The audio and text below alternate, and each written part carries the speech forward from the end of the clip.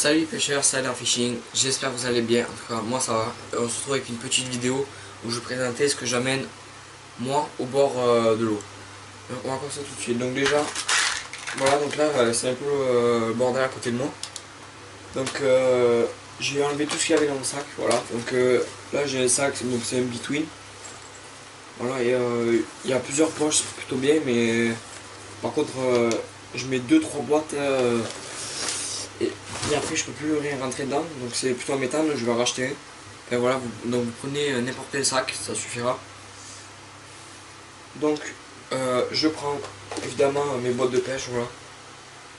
Donc là j'ai mis les étiquettes, pour bien me repérer avec mes boîtes.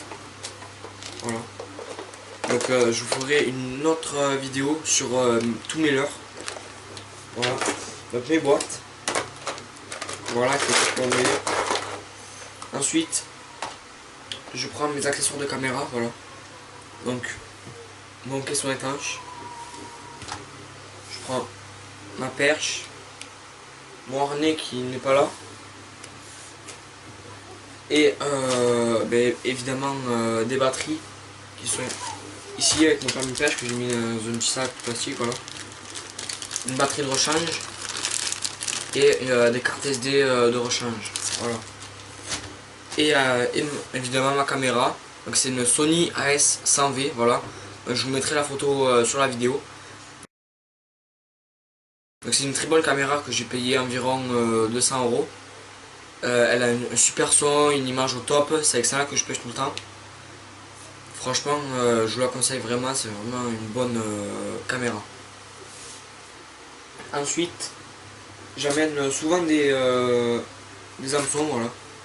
Donc les hameçons, c'est des VMC et des plombs à pincer, voilà. Donc là, c'est des caperins en l'occurrence. Ça, au cas où si on n'arrive vraiment rien à faire comme poisson, mais on prend un hameçon et on essaie de, avec par exemple un worm, et on va essayer de chercher le fond. Bon, je sais c'est pas des hameçons adaptés, normalement c'est des hameçons wacky qu'il faut, mais ça peut faire l'affaire. Ensuite, bon, mais comme je vous disais, le permis de pêche, voilà, ça c'est très important au cas où si il y a une garde de pêche qui vient. Ceci, donc je trouve ça vraiment pas mal. Donc c'est un truc que j'ai acheté 10 € à Decathlon. En fait ça s'accroche, par exemple moi je l'accroche au pantalon comme ceci. Voilà, donc je sais pas si vous voyez bien, il y a deux aimants. Voilà. Et j'ai ajouté un gant, voilà, par exemple pour le brocher. Quand on le prend, des fois on peut se tailler. Et la dernière fois ça nous a vachement bien servi, on s'est pas du tout coupé avec, voilà. Donc un gant n'importe quoi, mais sans le faire, et après je le mets dans ma poche. Au moins il me gêne pas et je peux pêcher vraiment aisément. Ensuite je prends toujours du fil, voilà. Au cas où s'il y a une casse, donc je prends ma tresse pour ma canne Ron Thompson. Je vous montrerai aussi mes cannes en vidéo, voilà. Donc là c'est du 14 centièmes, 11 kg. Voilà, donc c'est la Bread Power de chez Daiwa il me semble. Et c'est une très bonne tresse, franchement, elle est très résistante. On ressent vraiment bien le leurre. Franchement je vous conseille vraiment cette tresse, je l'ai payé aux alentours des 18 €. Voilà. Après forcément, moi je prends toujours du fluorocarbone. Voilà, donc là vous ne fiez pas à l'emballage. C'est Christopher qui m'en a donné.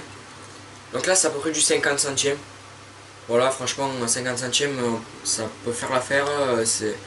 Déjà il y a peu de chances que ça coupe quand même. Bon, le mieux c'est 80 centièmes, c'est sûr ça coupe pas. Et 50 centièmes c'est déjà pas mal. Voilà, si vous n'avez pas de fluorocarbone, vous pouvez mettre du gros nylon, voilà.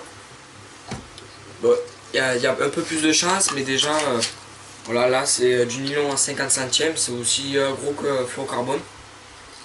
Et ça peut faire l'affaire, c'est sûr que ça coupera un peu plus que fluorocarbone. Mais ça peut faire l'affaire. Après si vous voulez vous pouvez prendre du titane. Ou comment ça se nomme, des filets en acier, une baline en acier, voilà. Ensuite, je prends toujours avec moi une pince. Voilà, la pince pour décrocher le leurre de la bouche du poisson si on a du mal. Voilà, donc celle-là elle peut suffire. En plus, il y a quelque chose qui coupe, donc par exemple si on a du mal à couper un fil, on place le fil, on serre fort et ça coupe. Un couteau, voilà. Donc ça peut être utile à manier avec précaution. Voilà, mais c'est vraiment utile de toujours avoir un couteau avec soi.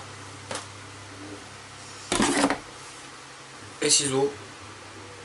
Voilà, donc c'est plutôt bien d'en avoir un quand même. On sait jamais. Voilà, avec moi j'en ai pas un mais 1 mètre. Et un peson, voilà, ça, pour savoir un peu la taille du poisson, c'est toujours bien de savoir la taille des poissons et leur poids. Au moins on voit un peu, on situe un peu notre corps et c'est vraiment pas mal. Voilà, là aussi j'ai du fil, j'ai du nylon aussi pour ma canne ultralight. Voilà, c'est donc c'est du 4 kg en 25 centièmes. C'est un peu gros pour le poids mais je vais la changer. Voilà, au début j'avais pris ça pour l'élasticité.